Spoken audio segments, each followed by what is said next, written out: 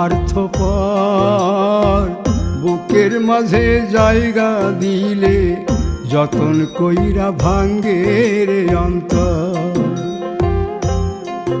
মানুষ বড়ই স্বার্থপর রে, বড়ই স্বার্থপর, বুকের মাঝে জায়গা দিলে যতন কইরা ভাঙ্গে রে অন্তর। অচিনা এক জংলা পাখি যতন কইরা বুকে রাখছি, বুকের পাজর ভাঙ্গা সে যে সাজায় অন্যের ঘর রে, সাজায় অন্যের ঘর।